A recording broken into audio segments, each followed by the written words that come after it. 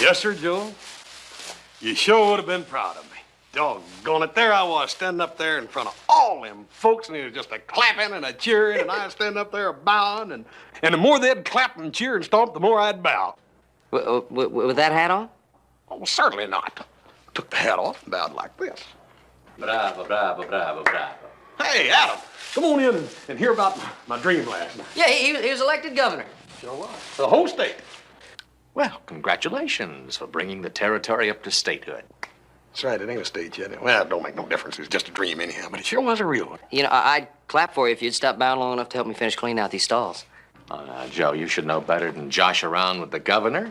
Why, he would never stoop so low to mess around and hay. Oh, now, Adam, that's where you're wrong. See, I told these folks I was a man of the people. I said, why, from humble beginnings, I rose to great heights. And you know something, brother? You are absolutely right. Yeah! His Honor, the Human Governor, Huffs Cartwright. All right, what's going on now? Nothing, Dad, burn it, Paul. Dadgummit, they just won't take nothing serious, that's all. These boys ribbing you again. Oh, well, Pock, he dreamt he was the governor. Now, that's the biggest whopper of a dream I ever heard in my life. What's the matter with that dream? Hoss, I'd like you to do something for me. What's that, Paul? I want you to go by Jake Town's cabin. Has he moved back up there on Devil Wind Hill? No. I got a letter from him, though. His uncle is staying at the cabin for a little while, and he'd like one of us to go by and, you know, see that they've got everything they need. They? Yeah, his Uncle Phineas is there with his granddaughter. A young lady by the name of Amanda, I believe. Well, now, wouldn't it be more neighborly if we all went by? Yeah, I think Adam's right, Pa. You know, it gets pretty dangerous up there on Devil Wind Hill, that wind blowing one person alone. Now, Joseph, you don't really believe that wind could blow your brother Hoss away, do you? No, you gotta have a little more faith in your brother, Joseph. Just as I have faith in you. And me? I have so much faith in you that I know deep down that you are going to stay here and clean up all these stalls. And I know that you're going to have the south fence fixed before sundown. You see, Joseph, that is what is known as faith. That's right, Paul. Man's got enough of it. Well, he can move mountains with it.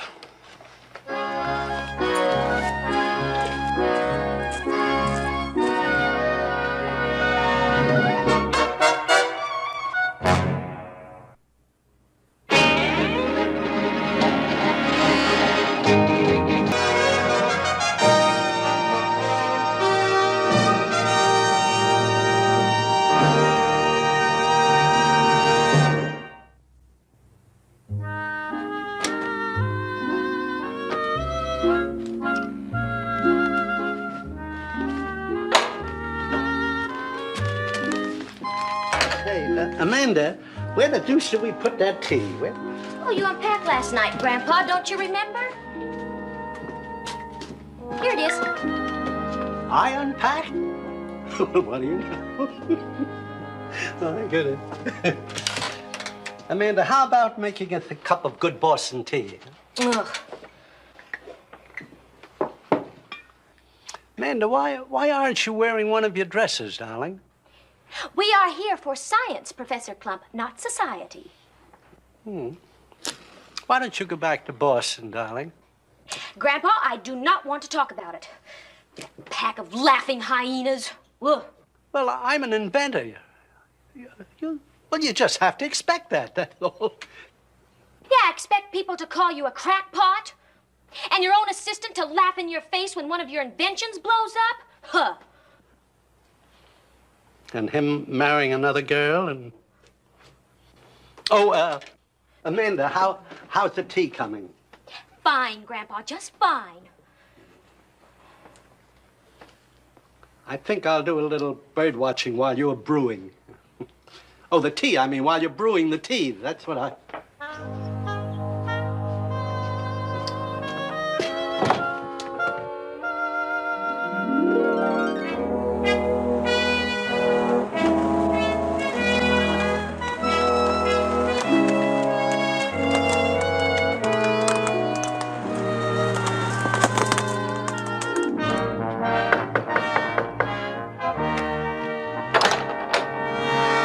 What are you nosing around here for? Ma'am, my name is Cartwright. I'm from the Ponderosa. The Ponderosa. Yeah, my pa sent me out here to welcome you. We don't want no welcome. Ma'am. Now go on, just get out of here. Go on. Yes, ma'am. You got a powerful good argument there, ma'am. Go on, just keep right on going.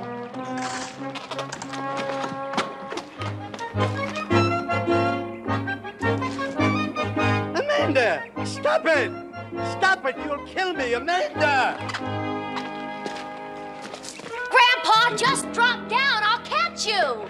Ma'am, if you'll just be quiet and calm, I'll help you. Sir, just roll right on off and I'll grab you. No, you have to speak up with Grandpa. Oh. Sir, if you'll just roll right on off, I'll grab you. Well, you don't have to shout. I'm not hard of hearing. My goodness. Don't you think I'm too big a bird? Ah, shucks, no. Just roll right on off. Come on. That's it.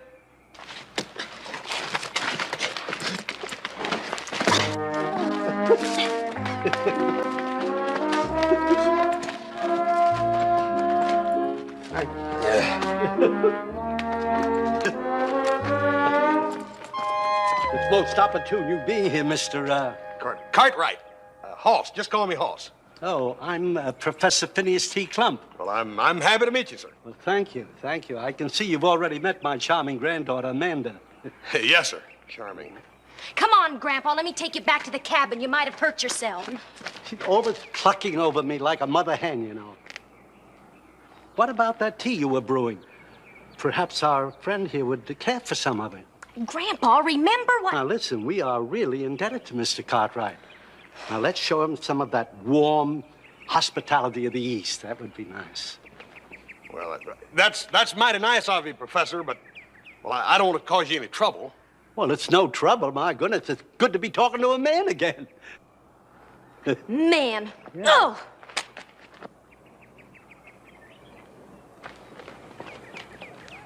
Now I suppose you'd be worrying about me climbing that tree for my bird watching. Yeah.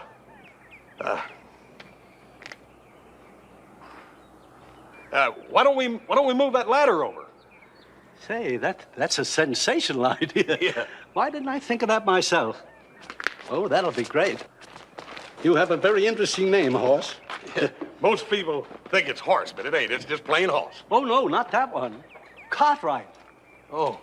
Are you by any chance related to Edmund Cartwright? Well, not that I know of. Is he a friend of yours? Well, friend, oh, that I just could have touched the hand of this genius. Or shared in the secrets of his brilliant mind. You know, man had a brilliant mind. This Ed Cartwright? Yes. Oh, there are men who walk among us like giants, Horse. Giants. Why, he gave priceless gifts to the world. You know, why, you take the loom, for instance. Who else would have thought of using machines for spinning cotton? This Ed Cartwright? Yes, yes. And what about his alcohol-fueled engine? There's no telling where that one will end, you know.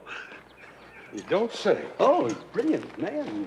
I hope to use the Cartwright engine on one of my inventions. You an inventor too, Professor? Oh, inventing is my whole life, Horse. Why, it's the only doorway left open for opportunity. Opportunity, huh? Hey, maybe we ought to shut the door so we could hear it knocking. Let's see if the tea is ready. Follow me, Horse. Ah, my clumpmobile. You know, there I was lined up between two horse-drawn carriages. How they laughed at me. Well, Professor, this clumpmobile, it didn't have no horse at all? No, it was a completely horseless carriage. Oh, how'd it do in the race? It blew up right in their faces. Boy, it nearly scared the pants off. Pardon me, Grandpa. Well, it did just about that. Anyway, we came out here to be away from people, you see. Yeah. Now, look, Professor, you ain't gonna try to get that clumpmobile started again, are you? Oh, for heaven's sakes, no. That's a thing of the past. No. I'm going into space now. Grandfather, you promised.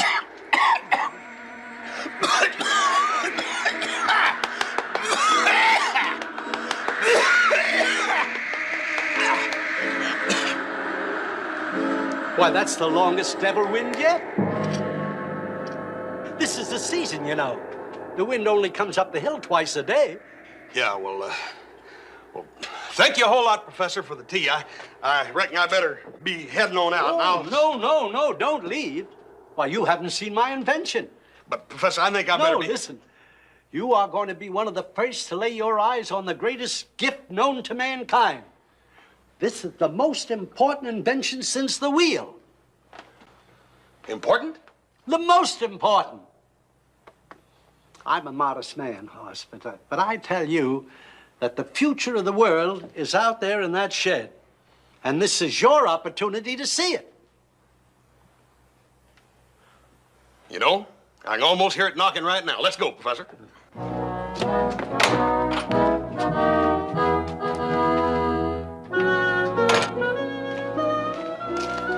Hoss, you prepare yourself for the greatest sight since the days of Leonardo da Vinci. Who? Leonardo da Vinci, the great painter of the Mona Lisa. Oh, yeah. And he was also a marvelous inventor, you know. Yeah. Oh, he was centuries ahead of his time. Now, you just get ready. Are you ready? Yeah. Look!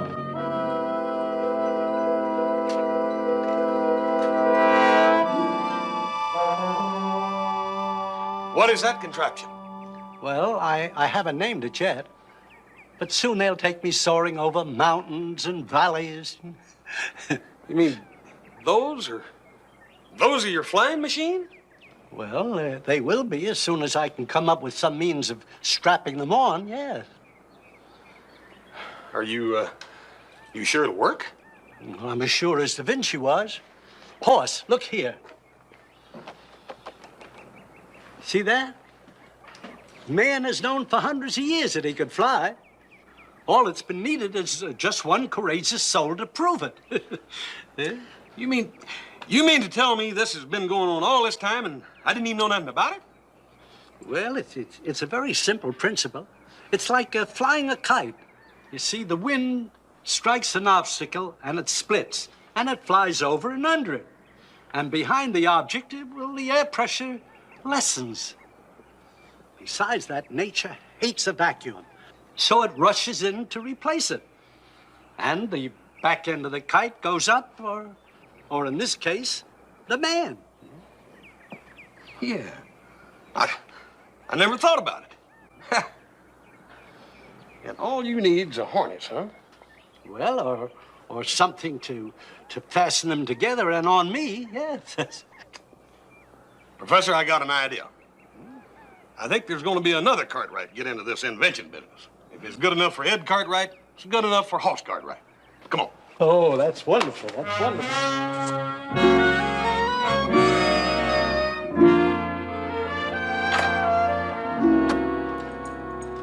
Well, what are you two doing?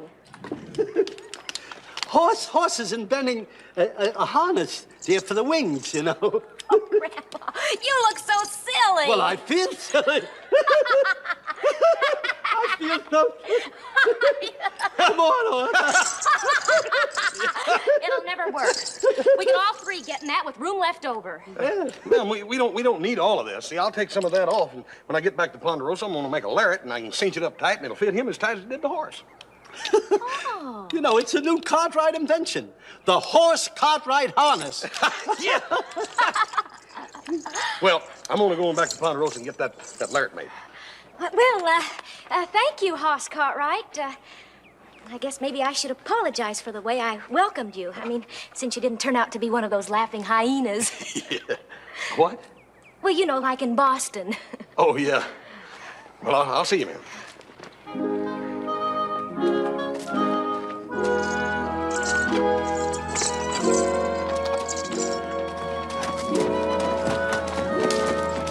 Amanda! Oh, Amanda! Here, Grandpa, I'll help you. Come on. Thank you.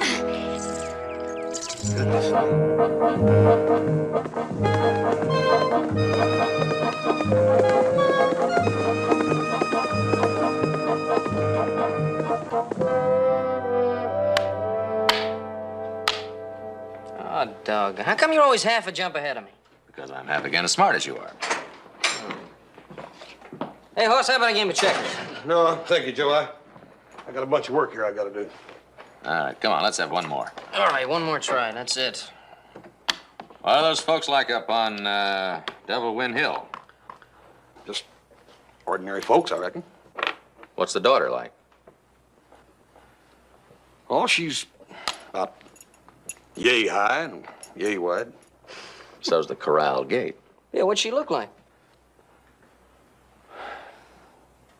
Well, she got brown hair. Shimmering around her shoulders, soft and sweet. No, sort of like a schoolmarm does it. That's what it's like, yeah. A top knot? A schoolmarm? Well, I reckon the specs maybe reminds me of a schoolmarm a little bit, too. She's awful smart. Awful smart. That does it. Your move. Sounds like a real beauty. Adam, next time you're in town, pick up the bills at the general store, will you? Right.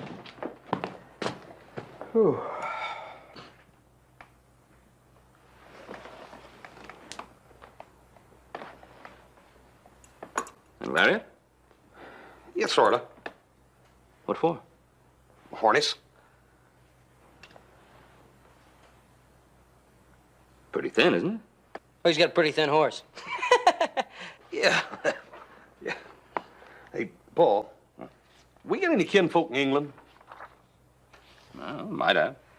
Name Cartwright goes way back. Why? Yeah, I was just wondering if we're any kin to that Edmund Cartwright. You mean the man who invented the loom? Yeah, that's all. He also invented an engine that uses alcohol for fuel. Ain't no telling where that's gonna end. What kind of fuel you been using lately?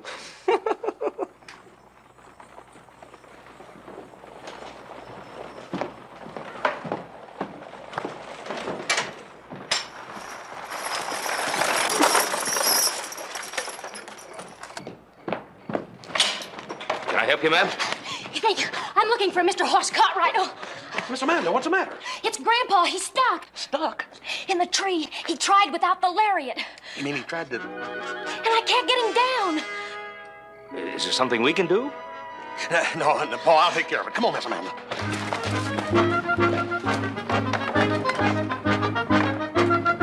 Get up! Get up there! Get up! Well, imagine trying to climb a tree without a lariat. Imagine thinking she looks like a schoolmarm.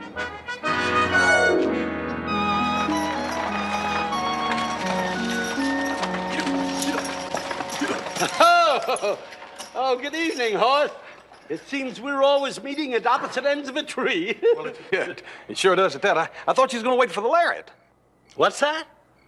I say I thought you was going to wait for the lariat. Oh, I just wanted to make a small flight from the lower branches, the tree. Look, Professor, can you get your arms out of them wings? Oh, I'm afraid not. See, I strained my latissimus dorsi. You what? My latissimus dorsi, I strained it. Maybe I ought to go get a doctor, huh? Oh, no, that won't be necessary, Horse, no. You see, it's just that I can't lift that arm, but it'll be all right. It'll heal. I wrenched a muscle, you see. Yeah, well, we'll have to do it another way. Well, be careful with him, Horse. Yes'm. Here. Oh, by the way, Horse, you know, your idea for the harness, smashing success. Yeah, it looks a little smashed. Well, what about the wings? Oh, there's just a few feathers missing, that's all. You see, it's my own wing that I'm worried about, this one here, you see. lift that other arm, Professor. Oh, I can't. Oh, Grandpa. No, I can't. How long does it take that latimus or thing or whatever you call it? How long does it take that to heal? Oh, about a month, maybe more. I'll miss that devil wind for sure. You know, it only lasts another week. You mean we can't do it? Well, I can. You know, Horse, I was just thinking. You're not going to see Man in Flight after all. Too bad. Of course, unless someone else decides to do the honors, you know. Yeah. Dad, burn it. That's too bad, Professor. Well, I'll do it, Grandpa. Miss Amanda, you're a girl. Well, what's that got to do with it? Professor, will you tell her that this is a man's job? All right, what man will do it? Me! Me?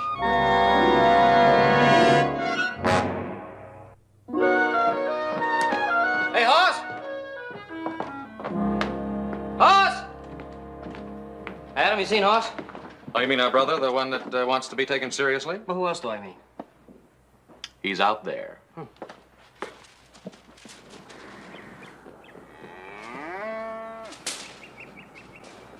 What's he doing? He's flying a kite. Hold this for me, will you? What is it? It's a book Hoss was reading.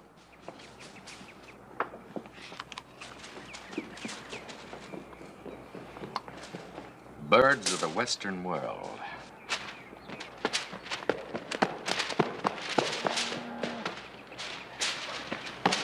Hey, what's happening, Hoss? Oh, nothing. Dad, burn it. Joe, you know anything about these things?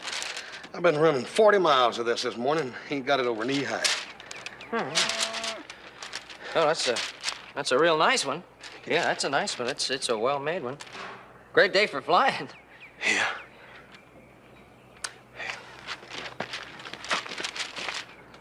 Joe, if I was to tell you something, a big secret, would you promise not to laugh at me? Hoss, have I ever? You know I won't laugh. What is it? Well, you know that Professor Clump up on Devil Wind Hill? Well, he's got this invention, see? It's gonna change the world, Joe, the whole dang world. And I'm gonna fly it. Fly it. Yeah, that's what I'm doing out here, this kite. I'm trying to feel out the wind a little bit. I'm gonna fly, Joe, like a bird. And then I'm gonna be one of them giants among men.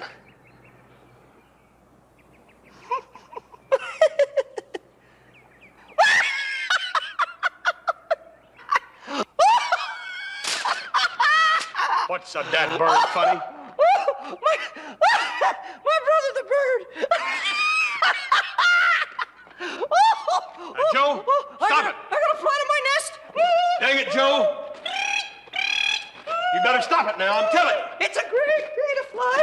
I said stop it now, and I mean it. Stop it. What are you gonna do? Put salt on my tail? Now, Joe, I mean it. That burn it. Stop it. All right. I'm just joshing you. All right, I ain't. Now, you say it. You say, Hoss is gonna be a giant among men. Now, say it. A horse is gonna be a giant bird. A giant among men. Now, say it. Oh, you 300-pound robin. All right, come on. No, hey, no. Under the water, Trot. No. You're gonna say it. Oh, come Now, on. one last time. You gonna say it? Say, Hoss is gonna be a giant among men. Now, say it. Probably want a cracker? Hey, Joe. That did it. Now, you gonna say it? You gonna say it? Call!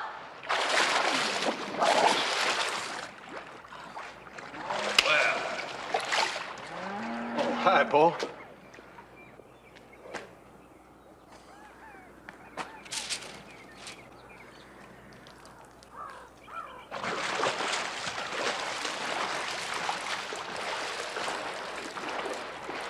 May I be so bold as to ask what this is all about?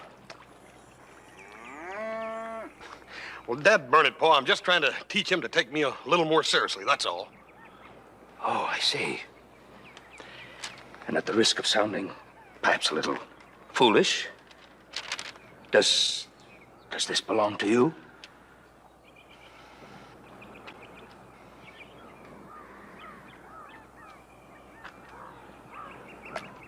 Well, perhaps, just perhaps, if you were to act a little more seriously, maybe people would take you a little more seriously.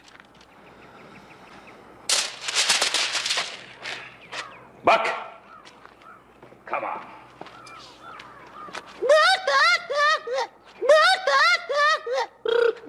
Forget it. Burn it. I'll teach you. I'll teach you.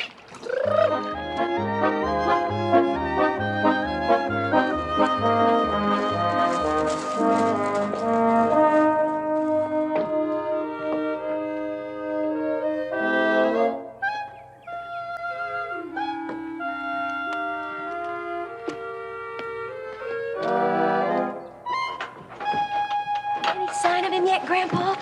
I can't understand it. He knows we're testing today. Oh, Grandpa, you don't suppose he's like the others? I mean, only humoring us? Oh, no, don't worry. He'll be here, darling. He promised, didn't he? Oh, do I look all right? Oh, you look just... Why, Amanda, darling, what have you done to yourself? Well, I've gone and decided to look like a girl. Oh. I mean, pretty. Is it all right? All right. My goodness me. All right. Why, it's just wonderful. It's wonderful. Oh, Grandpa. Oh, my goodness. You look just like your mother used to, you know? Yeah. Is it Horse? Oh, he's so big and brave. Grandpa, he's just wonderful. Well, the world is full of wonderful men if you'll just look around. Big, brave, wonderful men. But I guess you've met enough of the other kind, huh? Yeah. But that's all over now, is it? No more suspicion? No more distress? And no more going after strangers with a gun, either.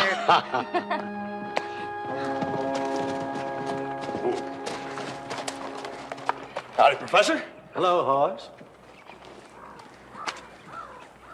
Miss Amanda. Howdy. This here's my little brother, Joe. He's a Cartwright, too. Ain't you, Joe? Yeah, that's what my daddy calls me. This was supposed to be a secret. Amanda, aren't you going to say hello to the new guest? Oh, how do you do, little Joe? I don't believe we ever met formally. Well, ma'am, I don't believe we have. Hi. Horse, you haven't told little Joe about, Flying? Yeah. Oh, yeah, sure. I told him, Professor. You did, eh? And didn't he, Laugh? Nah, not little Joe. He ain't got a laughing bone in his body. Ain't that right, little brother? Oh, yeah, that's right. They call me Old Sobersides. What do you think of your big, brave brother flying? Oh, ma'am, there's nothing I'd rather see than my big brother taking a flying leap. Oh, well, that's wonderful. That's marvelous. Come on, Amanda. Let's get to the test. Come on. No, you don't. Come on, put that horse right over there. You ain't getting out of my sight until after I make that test flight. You go back and tell Paul and Adam and everybody now. Put that horse up.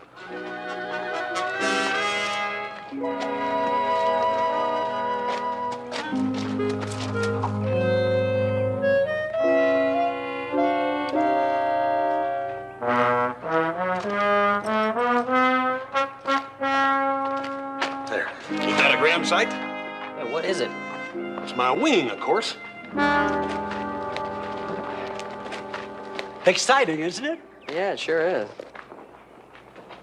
I'm just making a few improvements, you know. Oh, incidentally, Horse, I hope you don't mind, but I ran short of cash down the general store, and I charged all our supplies to your account. I wouldn't have done it except that the things we needed were really urgent. Well, it's all right, Professor. Amanda, will you run in and get $17 and 40 cents for Horse? Oh, sure, Grandpa. Your brother is going to be a very important man in these parts. Oh, there won't be a person around who hasn't heard of Horse Cartwright when we get finished. Yeah, I imagine you're right. There's not too many folks in these parts who fall out of trees all over the place. Not fall out, little brother. Fly out. F-L-Y. Fly. Fly. I'm sorry. That's what I meant, fly. Yes, fly. That's what he said, and that's what it is. Oh, the vistas that horse will open up for the whole world. Think of it, little Joe. Man spanning mountains and rivers and whole territories in one day. Why, flight will open up the locked doors to weary travelers and industry and commerce. Industry and commerce? Of course. No more mule trains carrying supplies over rocky terrains. No more weary buckboard rides into the nearest town. Oh, my goodness. When this flight is over, man will be as free as a bird. Oh, nothing's free, Professor. Huh? I said nothing is free, Professor. What are you going to call this thing? Well, I hadn't mentioned it yet, but... Here, Grandpa. Oh, thank you. There you are, horse. I have an idea, though. I shall call it the Horsemobile. The Horsemobile? Yes, so the mobile for movability and the horse for the man who's making the whole thing possible.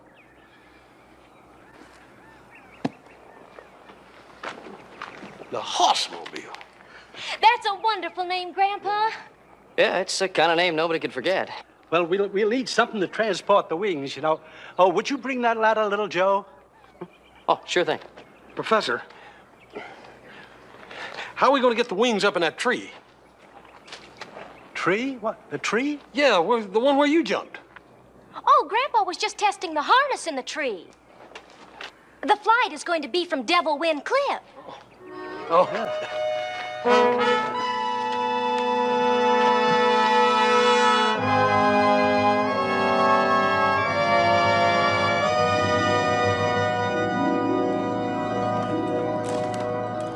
Watch out for these sticks, Hoss.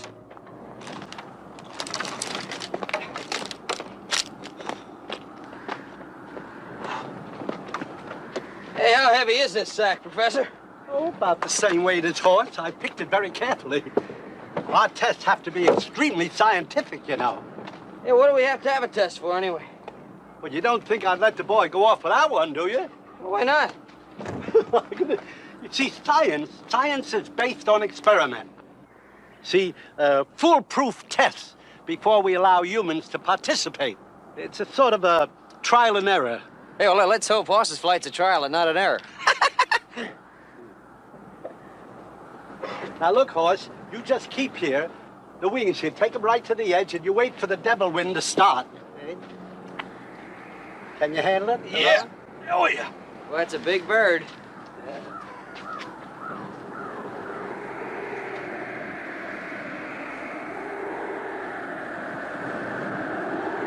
Grandpa, I can hear the devil wind now. Here it comes. Here it comes, horse. Push the wings over.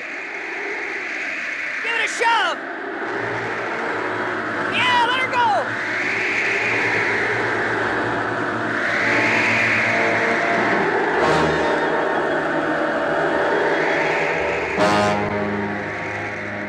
We did it, horse. We did it. Tomorrow, my boy, you will be the sack of grain.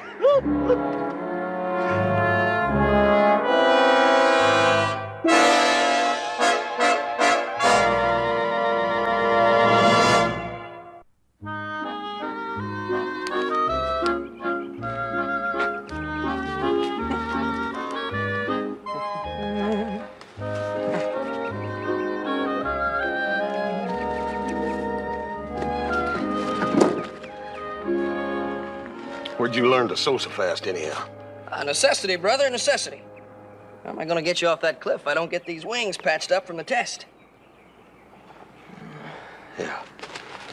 The test. Look, little Joe, maybe there's something you ought to know. You know that book I've been studying, that bird book? Mm-hmm. Well, it's up in the hayloft back at the house. And folded inside the pages are my last will and testimony. Just in case something goes wrong. Goes wrong? What do you mean goes wrong? I got a lot of plans made. Plans? Yeah, plans. Hoss, that professor makes a lot of sense if you just listen to him. You have to listen. I did. Well, then you must Yeah. realize there's a tremendous future in this flying business. Tremendous. We'll make a fortune. Flying? Sure, flying. Look, after you make this first flight, Hoss, we make our own wings then. For what? For you! Hoss, I can rent you out all over this territory. I can rent you out for errands. I can rent you out for circuses. Dirty, rotten, scheming little... You think I'd go through this again, risk my neck for money? Well, why not? You're doing it today for nothing. Oh, I see you finished there. Well, I'm just about finished, Professor. The Hoss seems to be all thumbs today. Oh, well, I'd be myself, son, if I were about to fly. Say, little Joe, will you finish that other one there? Sure. Thanks a lot, because the horse has to get his final instructions. Gee, how I envy you. I wish I were the one going into space. Yeah, so do I. Huh? I just said that I love to fly. Oh, well, that's wonderful. Come on, I'll take you over there. You see, when you get up on top of the hill, now this devil wind, are you listening to me, horse? Horse. You see, the devil wind comes up twice.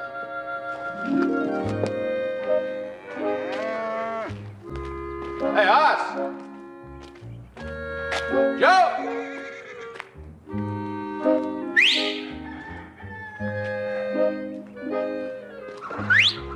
Hey, I want you. Hey!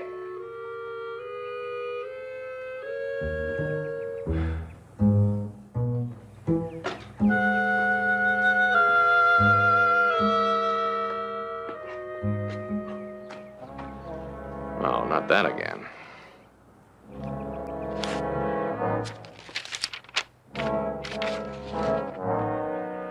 Last will and testimony. Now look, horse, if you land on the slope, keep flapping. Don't let the wings drag you. You control them. You see, a bird in landing, well, he uses his feet. He lands on his feet. You do the same. You land on your heels, and that'll keep you from falling on your face. Now, I'll tell you what, I'll go and see if the wings are ready. I think you might practice. It won't hurt anyhow.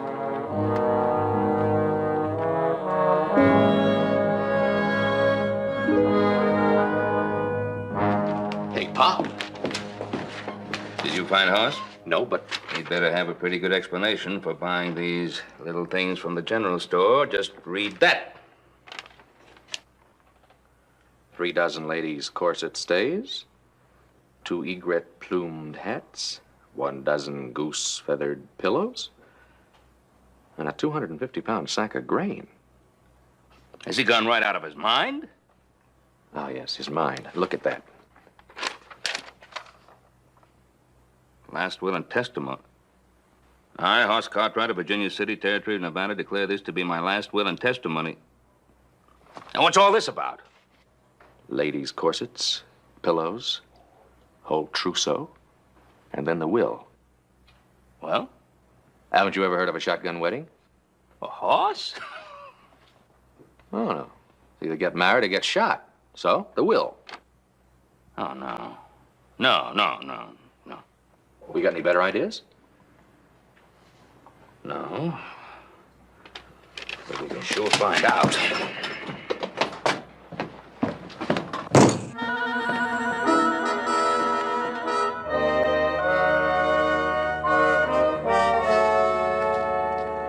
Joe, I just can't do it.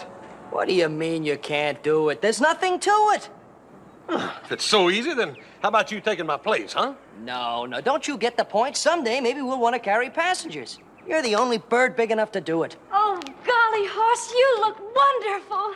Oh. Hey, that's almost worth flying for.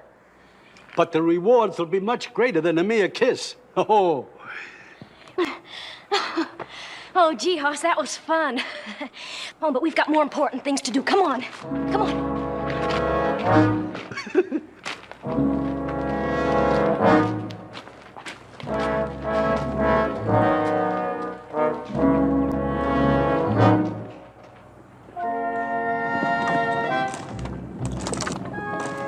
To the runway there. What do you mean by the runway, Professor?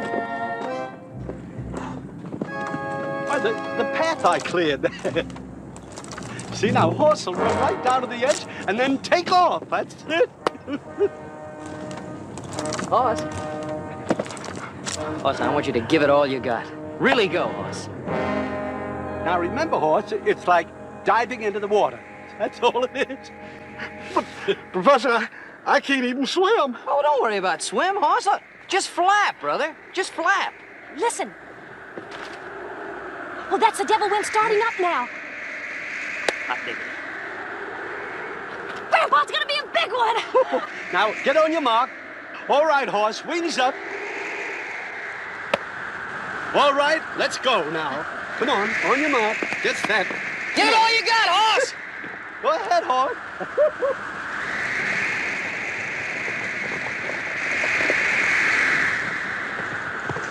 Hey, look. That's the biggest bird I ever saw. That's no bird. That's your brother. Hey!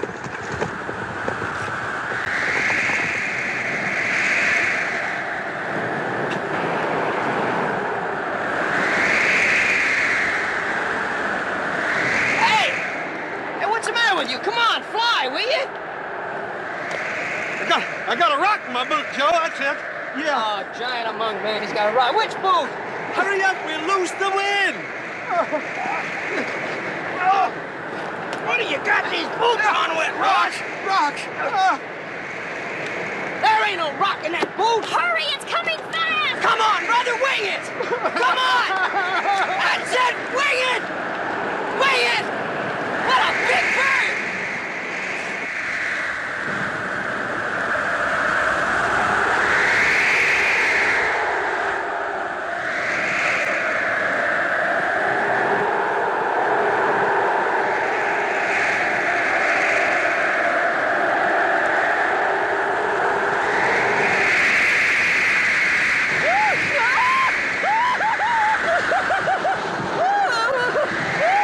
Into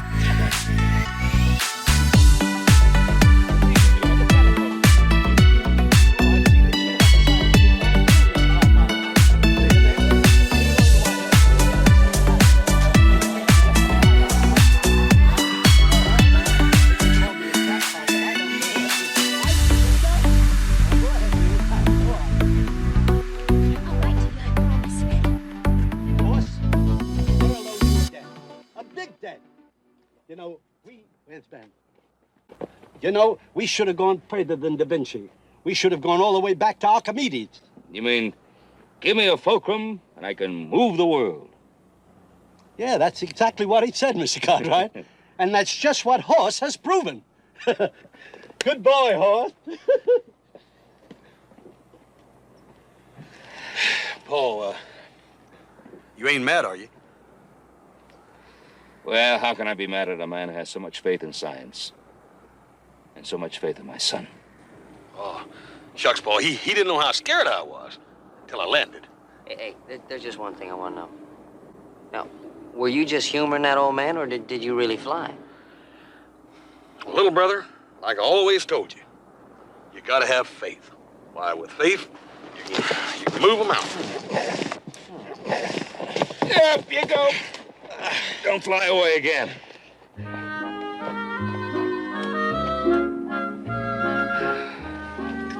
What do you think? Well, I'll go along with that faith-moving mountains, but flying over them? I don't know, Adam. I just don't know.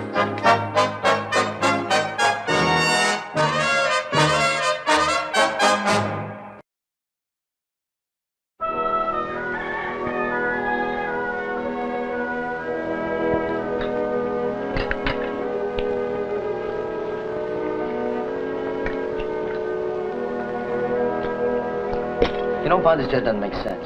I mean, I cannot remember one time that Horse was ever late for breakfast. I heard him moving around this morning when I got up. You know, maybe he fell on the floor and cracked his head. I better go on up there and check on him. Stay right where you are, Joseph. If he'd fallen on his head, he'd come right through into the living room. Yeah, it's true. Yeah, still I'm worried about him. Maybe I better go up anyway. No. You sit down. I'll check. We'll both check.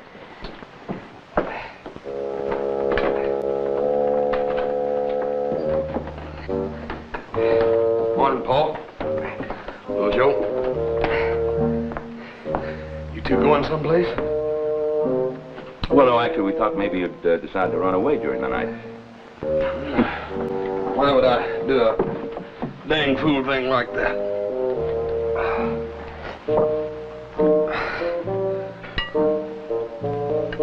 What's mate?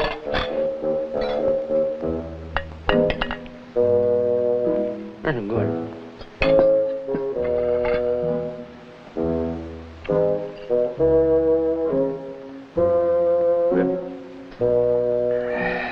No, thank you.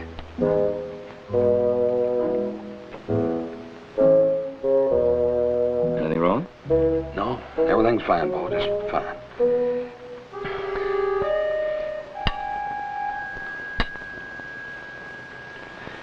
Joseph, I think we have ourselves a sick boy in our hands. Oh, it ain't that, Paul. Well, it's them dad-burned new boots. Now, I know, you told me. I ain't got no business with a pair of fancy boots like that. Yeah, I was even surprised they sold ladies' boots the size that fits your foot. Joe, you want me to flatten you out all over this floor, don't you? Well, heck no, I don't. Now, just keep your sentiments to yourselves. Dang foot's so sore I never would get that new boot on. Started out just a little old bit of a blister. Now it's all swole up and sore. And... Ah! Oh, Paul! Ah! Oh! You better go to town and see Doc Kiefer. Can you get your old boots on, do you think? I give them away.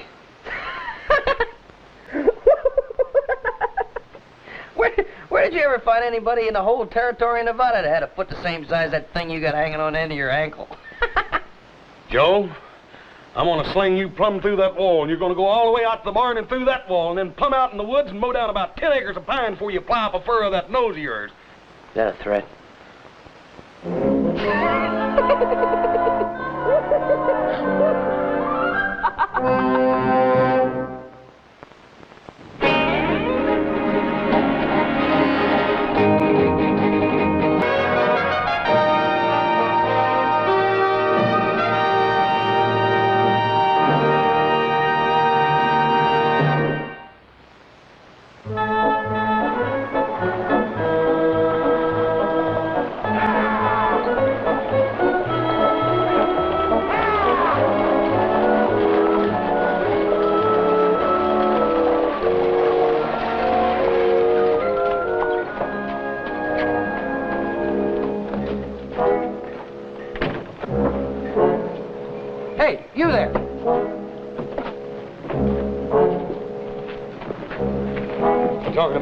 That's right. Are you a native of these here parts?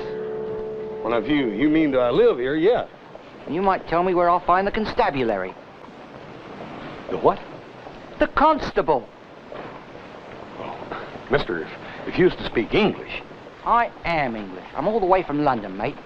Now, you tell me where I can find the police. Oh, well, we got a sheriff. His name's Roy Coffey. And where might I find him? Well, his office is right down the street there, but likely as not, you won't find him there.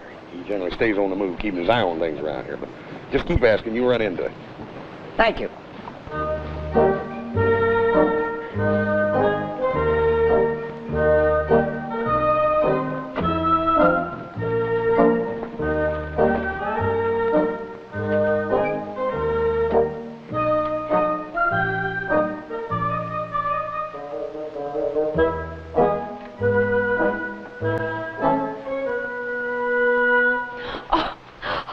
Right, hello. Howdy, Miss Sally. The doctor ain't in, ma'am? I'm sorry.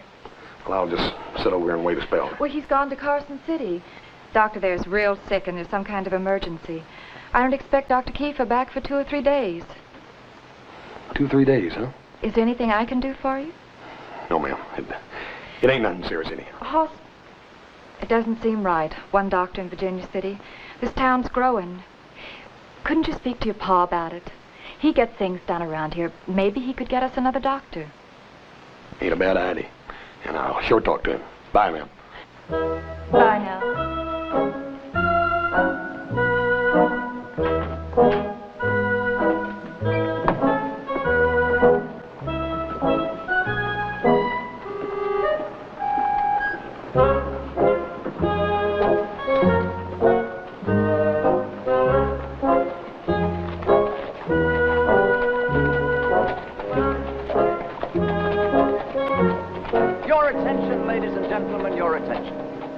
Step closer and hear me well.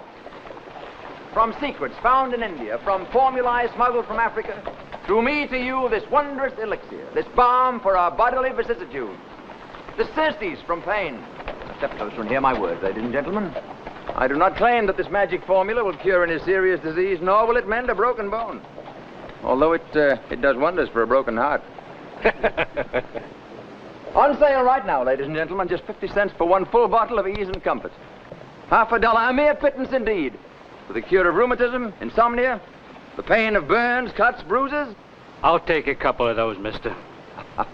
You were here yesterday, weren't you, my dear sir? Obviously a satisfied customer. Don't you dare, Fred Larkin. That stuff is spirits. That's all it is, spirits. It cured my insomnia. I slept good last night. Real good. There's no disputing that. And you slept just as good all day.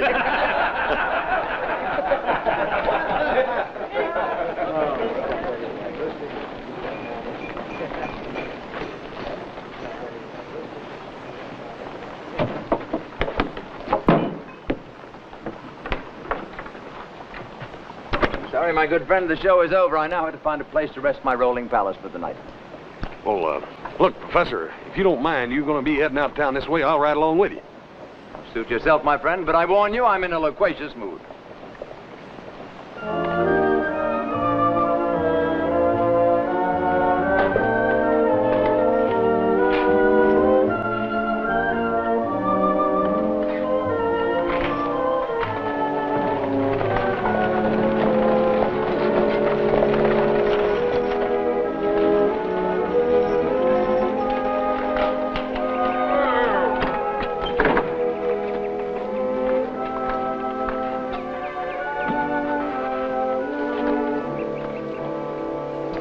Has an air of tranquility. Doggone, Professor, you sure got a fancy way of saying things, and convincing, too. You even make that medicine sound like it's powerful. Thank you, my good friend. Your kind words restore my aching soul. Almost. But this, too, can restore my aching soul. Almost. Sometimes. Professor, you reckon that stuff be any good at restoring an aching foot? My good friend, this heavenly elixir is the natural enemy of pain. This small phial of liquid magic is guaranteed to... I don't know. but you said it's a painkiller. Rheumatism, cuts, bruises? Yes, so I did, my good friend, so I did. You see, there are certain pains in the foot and leg which are symptomatic of more serious ailments, and I suggest in this case... Professor, the pain I got in my foot is just from a plain old blister. I got it from wearing these dad-burned fancy boots I didn't have no business with in the first place. Do you find if I look? Sure wish I had my old ones back. A dang big fool hayseed like me ain't got no business with a pair of fancy boots like that anyhow. That is a gentleman's boot, and there's no reason at all why you shouldn't wear it. It's first-class workmanship, too. Made in England, all the way from London. Yes, I too, am English-made, all the way from London. But the workmanship in this case, quite definitely, is not first class. All the way from England, huh? Yeah, that's funny. That's real funny. This morning, a little fella got off the stage in Virginia City all the way from London. Well, that seems surprising, to be sure. Well, Professor, I got to be running along. Enjoyed talking with you. My privilege, I assure you, sir. Good conversation, honest laughter. It's become a rare privilege. Maybe one of these days I'll run into you again. Now, just a minute. You forgot this. Look, if you're not pressed for time, why don't you join me in the shade and we'll take our medicine like gentlemen? All right.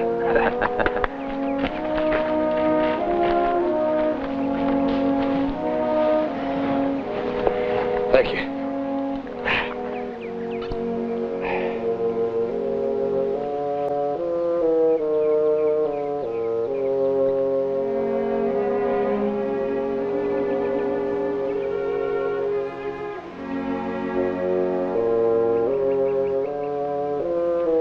I don't mind if I do, Professor.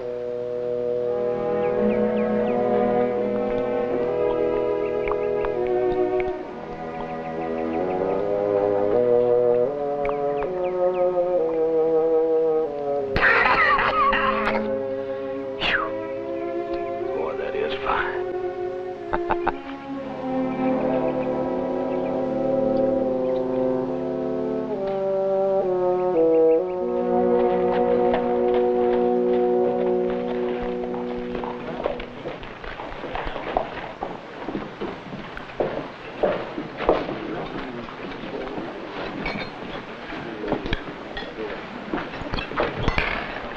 Told me I'd find Sheriff Coffee here. Sheriff Coffee's over there. Sheriff Coffee? That's right. My name's Crippen. Thomas H. Crippen. Yeah, I know. Sit down. Just having dinner. Won't you have something? No, but thanks all the same. Have a nice ride down from Denver? You know all about me, don't you? Oh, I wouldn't say that. It's just that it's part of my job to know as much as I can about everybody in Virginia City. And like as not, you know about the man I'm looking for. That could be. Who's that? He's an Englishman, and a doctor, no less. His name's Mundy. Dr. P. Hay Mundy.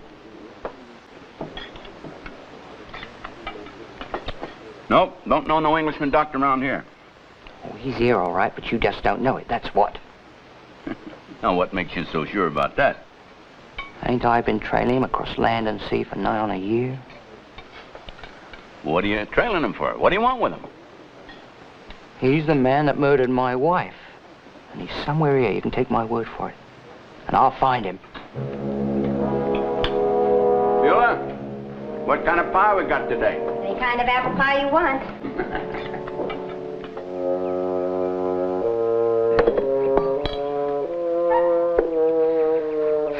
Tell you, Professor, beats me plumb sideways.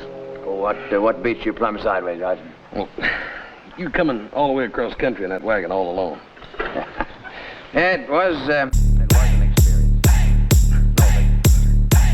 It must have got awful lonesome, huh? You didn't get lonesome? You know, I started to say no, not at all. I rather liked it. You have the most extraordinary...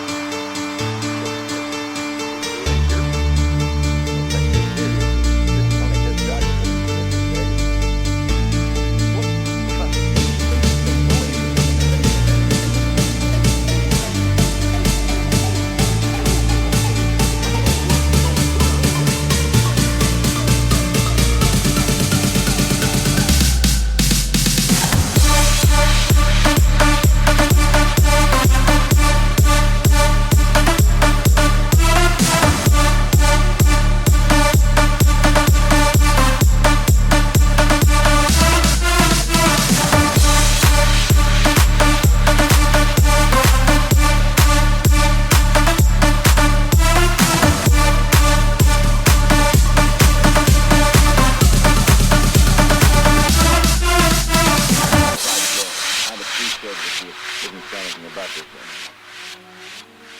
Of course, Professor, whatever you say. Oh, it would completely ruin my reputation as a charlatan and a rogue if anyone found out I could perform the task of a real medical man.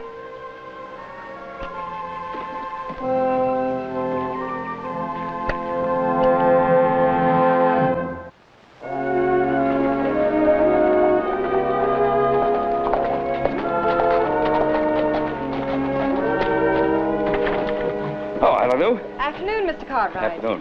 Horse still inside? Why, no. Oh. Well, he did get to see Doc Keeper, didn't he? Well, yes, but that was hours ago. And he didn't get to see Dr. Keeper because Dr. Keeper's in Carson City. Oh. But if I see Hoss, I'll surely tell him you're looking for him. Well, oh, thank you very much. He's probably around. I'll find him. Thank you.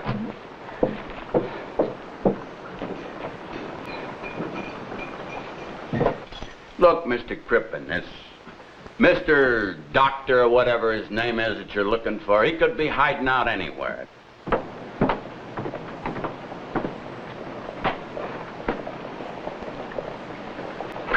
Now, you listen here, Sheriff. You're supposed to know about these things. Howdy, Ben. Come in. I don't want to interrupt anything, Sheriff, but I'm looking for a lost little boy. About 6'4", any way you want to measure him. No, Ben, I ain't seen Hoss all day. Meet Miss Crippen here. Miss Crippen, this is Ben Cartwright. How do? Crippen? Mr. Crippen has got a problem that, if he don't mind my saying so, not only spoiled my dinner, but just about gave me the indigestion. As you know, Ben, I'm a simple lawman, and I don't claim to know a dang thing about international detective work.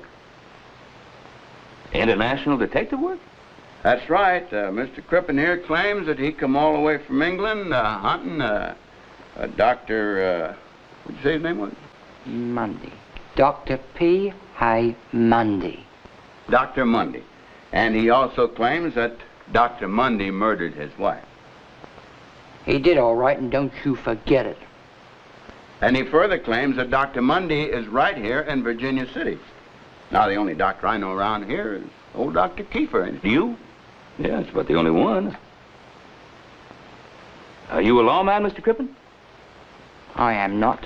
Would you have a warrant or whatever they call it in England for the arrest of this Dr. Mundy? No, it's a personal matter, Sheriff. It's a personal matter. Well, if you don't have an official charge against this man, I'm warning you, don't try to take the law into your own hands.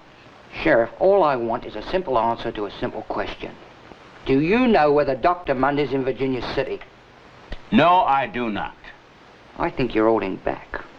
But it don't matter. I'll find him.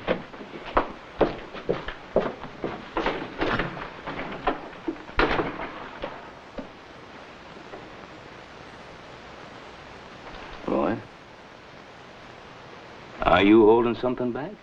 Ben, the truth is, I don't know any Dr. Mundy in Virginia City. There is a medicine man been in town, and he lives in one of them fool wagons. Goes under the name of Professor Poppy. And he does talk with one of them English accents. Hey, you think he might be the one? Well, I don't know, but I'm going to find out before that Crippen does. Come on.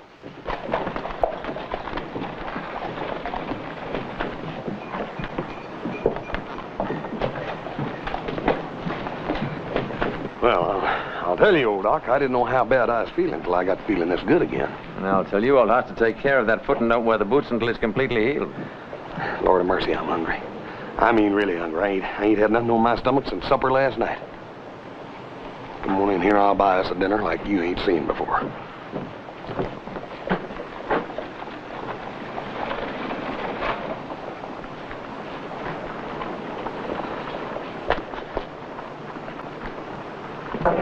Howdy, Miss Alley-Lou. Well, hello, Hoss. Ma'am. Your pa's been looking for you. Easy. Oh, thank you, ma'am. Miss Allie, I'd like you to meet a friend of mine. This here's Professor Poppy. Miss Alley-Lou. Charmed, Miss Allie. How do you do? How's your foot, Hoss? Oh, it's just fine, ma'am. Thanks to the professor here. Oh, are you a medical man, Professor? Well, Well, not exactly. What a pity. it is indeed. That's him! He's a murderer, a blighter! You murderer! You murderer! You murderer! Wait a minute, you crazy little bugger! What's the matter with you? He's the butcher that killed my old woman!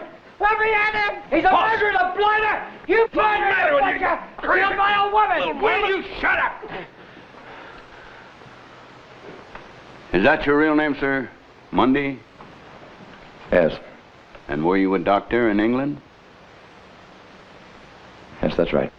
Crippen here claims that you murdered his wife, did you?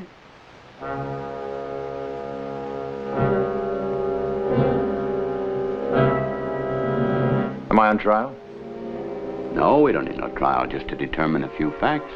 Does Mr. Crippen have any proof of his accusations? No, he just said that you murdered his wife. My wife's dead. Ain't that proof enough? Miss Crippen's wife was fatally ill. As a physician, I tried to save her life. She died on the operating table. You call that murder? No, I certainly do not, and I'm sorry, Doc. He didn't say how it happened. The British authorities will be happy to verify it for you. But I call it murder. He took the will of God in his own hands, he did. I call it murder. Unless you have any further questions, Sheriff, I'd like to go now. You go right ahead. You're free as a bird. Rest you folks can go on about your business, too.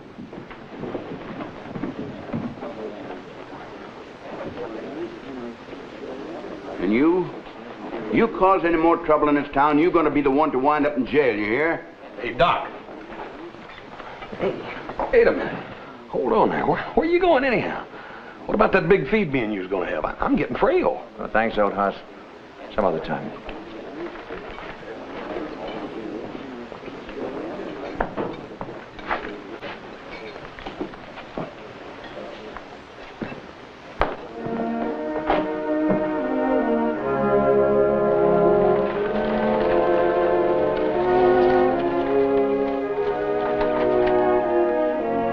Hello? Is anyone here? Hello? Oh, I thought the place was deserted. Well, relatively speaking, it is at the moment, young lady. What can I do for you? Well, I'm Allie Lou. Yeah, I remember your horse's friend. I remember you very well. If you're not busy, I'd like to speak with you. No, I'm more or less disengaged at the moment. It would be a pleasure.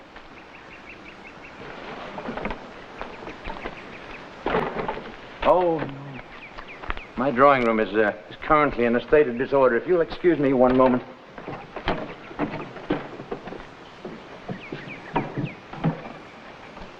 Here we are. Well, it's much more pleasant in the garden anyway. Won't you sit down, Miss Allie? Thank you. There we are. Oh, no. No, you'd probably disapprove. Could I brew you some tea? Oh, no. Please, I really don't care for anything. But you go right ahead. Thank you, Miss Allie Lou.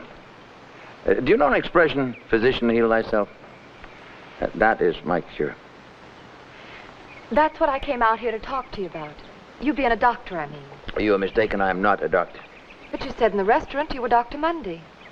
Yes, I was once a romantic, idealistic young man, too. That was a long time ago. I see. Well, I was just hoping. You see, we so desperately need another doctor in Virginia City, and I thought maybe That's impossible. That's absolutely impossible. Why? Why? Well, tell me, why is an attractive young woman like you still unmarried? Because I've never found the right man. Exactly. And I have never found the right reason to be a doctor again. Then I'd better be getting back to town. It's been nice talking to you. It's nice Doctor. talking to you, Miss Allie.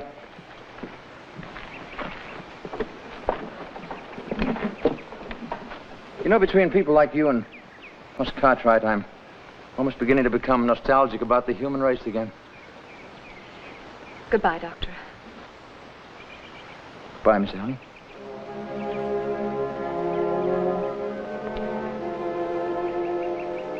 It would be nice having you back in the human race.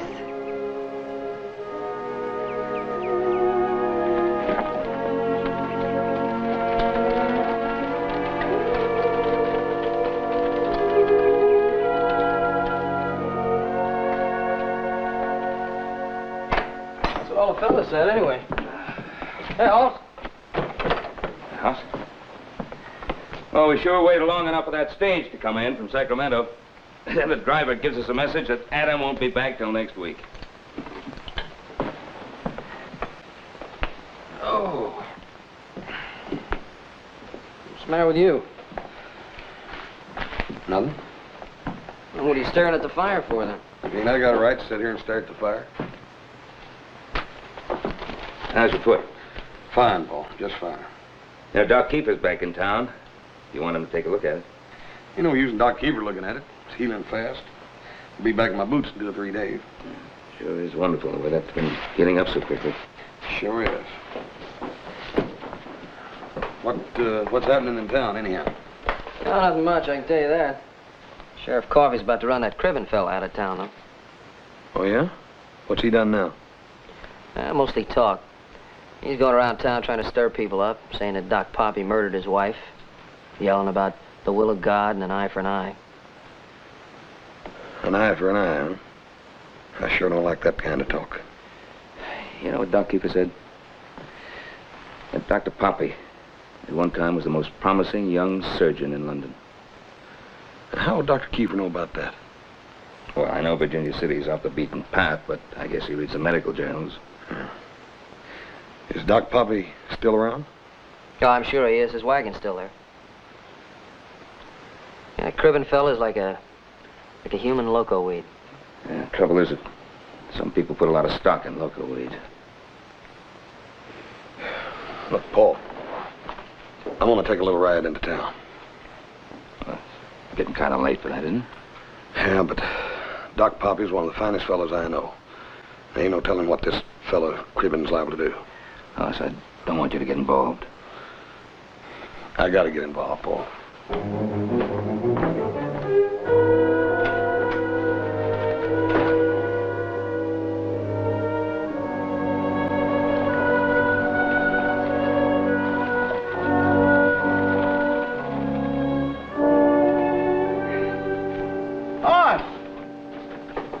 Glad to see you, boy. You just here in time to let me beat you at a game of checkers. Howdy, Roy. Roy, I ain't got time. Besides, I want to talk to you about something serious. About what? Well, Roy, what are you going to do about this fella Cribbin? Boss, what can I do? I don't like this Cribbin any better than you do, but he ain't done nothing. Well, he's going around accusing the professor, the doctor, of murdering his wife, ain't he? Talking about an eye for an eye. Oh, them are just words. You know I can't arrest nobody for just saying words. Besides, he don't seem to be bothering the doctor none. Leastways, he ain't making no complaints. Yeah, but it's just because the doctor don't know what's good for himself. It's like he's so dang beat, he just don't care no more or something. Well, if he don't care, why should you? Well, maybe that's just the reason I do, because he don't. I'll see you, Roy. Yeah, sure. Hope your foot gets better. Thank you, Roy. It'll be all right.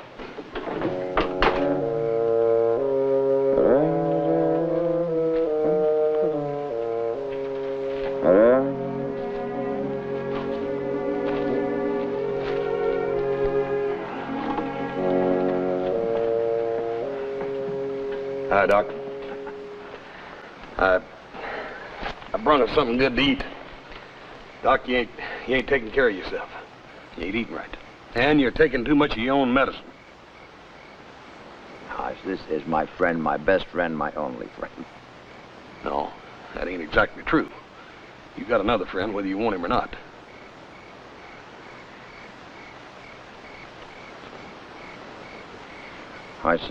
Now you know the answer to the question you were too much of a gentleman to ask. Now you know why an apparently intelligent, well-educated man leads the life I do.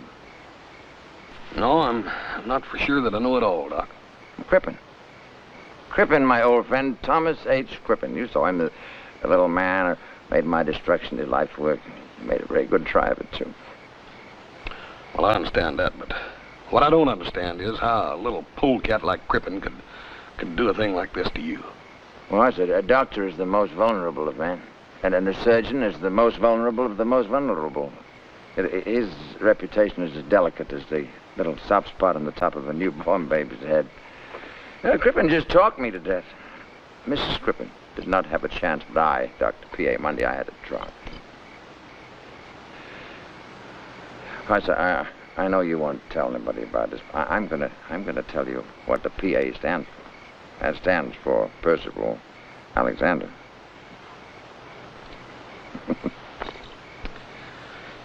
Look, Doc, lots of folks die in operations, don't they?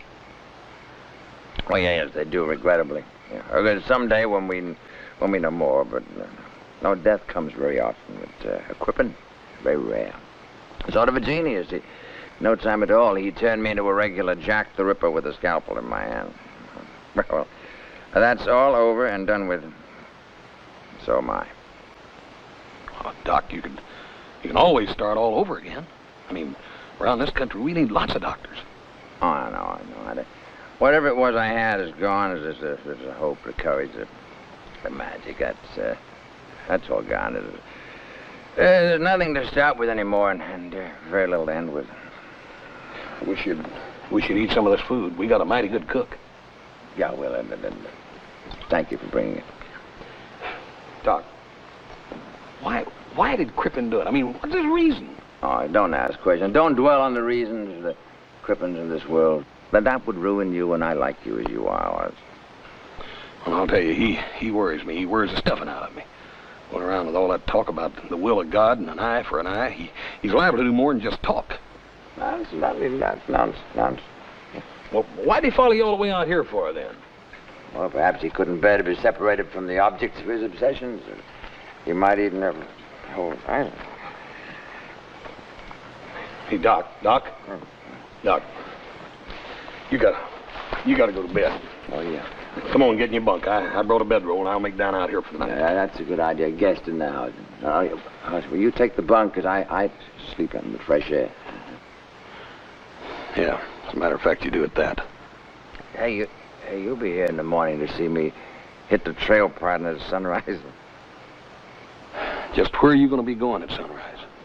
Okay, I'll push onto the Pacific like a weary Balboa. When I get to the Pacific, I'm sorry.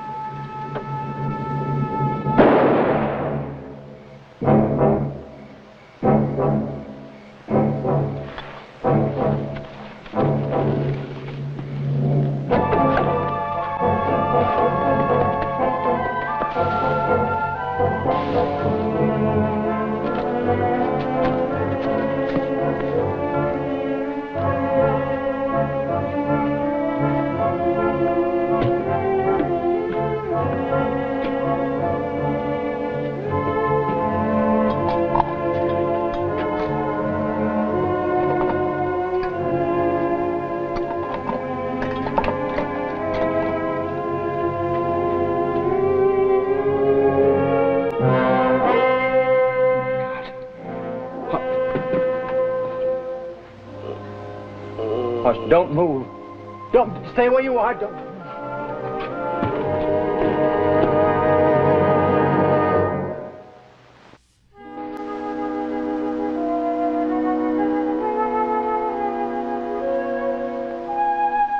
Gently, boys. That's it. Just easy. You, in God's name, would want to shoot House Cartwright and in the back too. All right, give me some room here, please. Sam, I believe you'd best ride out to Ponderosa and tell Ben Cartwright what happened. And circle back by Poppy's camp and see if you can't find some trace of that Crippen. Henry, you look for him in town. He can't have got away far. Now, if you need help, get it, but bring him back fast. Doc, you come with me, please, sir? Doc, if you will, I'd like to hear the whole story in detail. Please.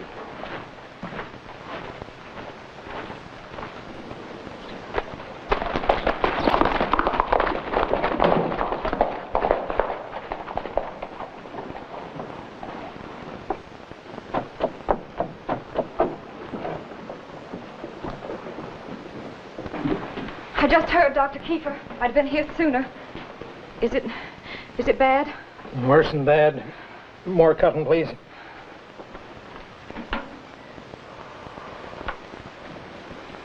Thank you.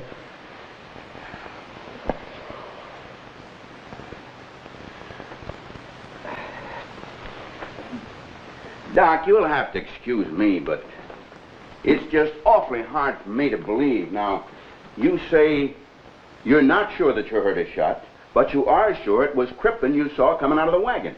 It was Crippen. I should have run you both out of town. I had a minder, and I should have done it. Crippen thought I was asleep in the wagon. I wish I had been.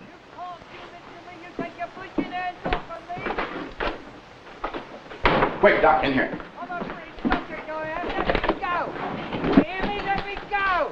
Ain't got no right to hold me in here like this. No right at all. Found him in his room at the hotel, Sheriff. Found this, too. I got a right to have a gun. But you got no right to use it on a sleeping man. I don't know what you're talking about. It wasn't me that did it. You can't say I did. You got no proof and you got no evidence. We got a witness. Saw you sneaking out of that wagon. That's a lie, Sheriff. There was nobody to... Nobody to... Nobody to what? Go on. There was somebody, Crippen. And he saw you. You think I killed him because I hated him for what he'd done to me? It was an eye for an eye.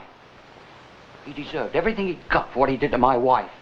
And there ain't a magistrate in London that won't agree with me on it. It's out of your hands now, Sheriff. It's a matter for the British law. Is that a fact? I'm a British subject. Mundy's a British subject. And what happens is a case for the British police, not the Sheriff of Virginia City, Nevada.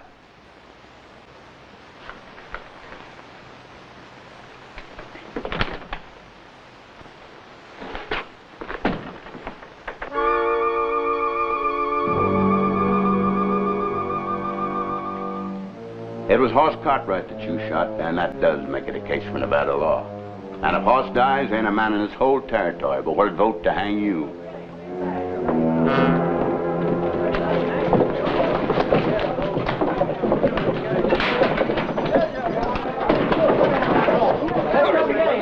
Joe, that's not the way. What do you want me to do? Wait till my brother Hoss dies. Is it that bad? Doc Kiefer said he can't get that bullet out. He said my brother doesn't have a chance.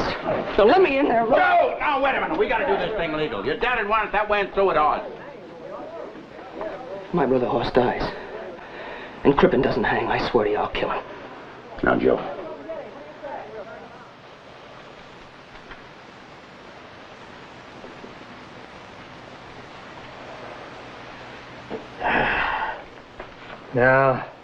No, I can't consider it. But he's bleeding to death. I tell you, I can't get to it. Of course you can't, not with a probe. But you're asking for the kind of surgery that...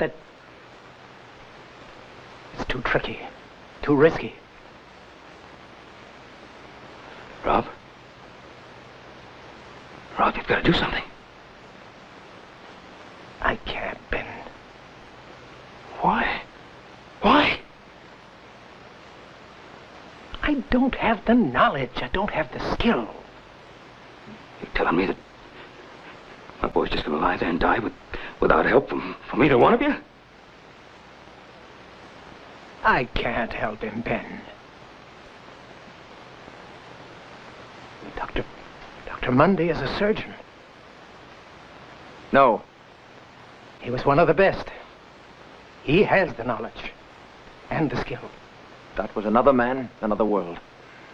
I'm sorry, I can't. Doctor! I'm no longer a doctor. You'll always be a doctor. When you took your Hippocratic oath, you pledged yourself to be a doctor for the rest of your life. Will you leave me alone? My son is dying. Do you want me to kill him? I haven't used these as a surgeon for too long. Don't forget, Doctor. You don't forget. I can't risk it. Risk it? What are you risking, Doctor? My son is in there, maybe dying, because of his friendship for you. What about his risk? He believed in you, Doctor. I believe in you. Help him.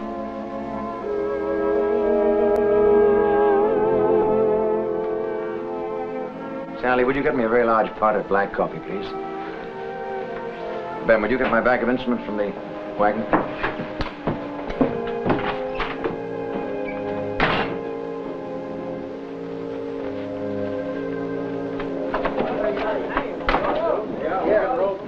Joe was right. The man that you've been so anxious to kill is now the only man that can possibly save your neck. You can't let them get at me. They can't take the law in their own hands. You gotta protect me. I got my rights. I'm a British subject. I'll tell you what you are. In my opinion, you are positively the lowest.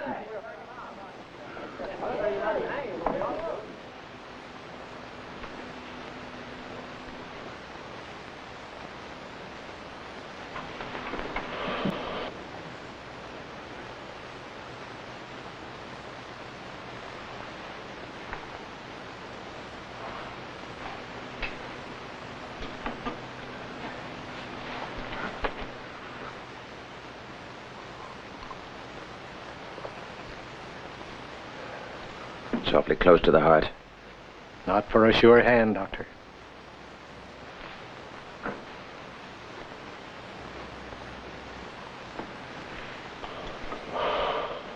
Ready, Doctor?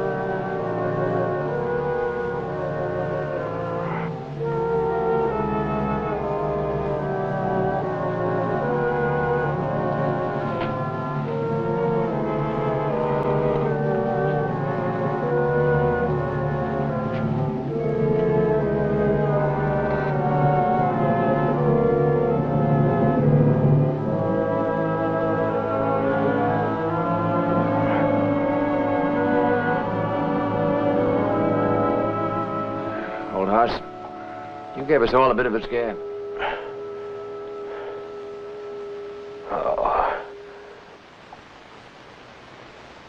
No, Doc. I wouldn't even consider dying without my new boots on.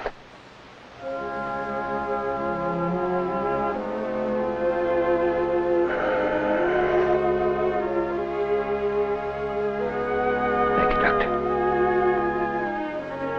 Knowledge, the skill, and the courage. Yes, sir.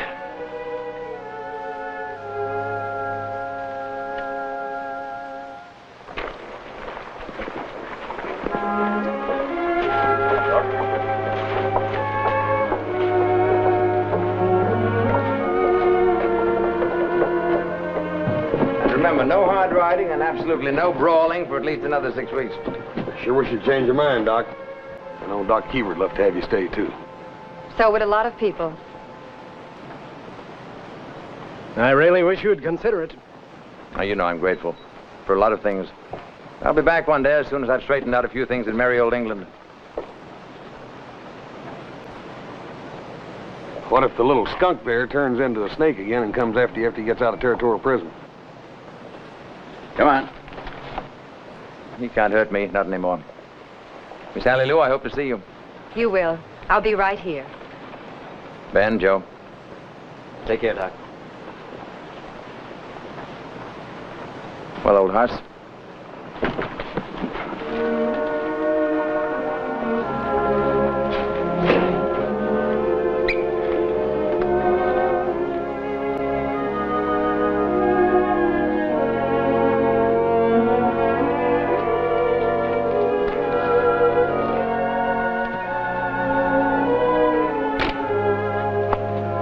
Take him home, Abby.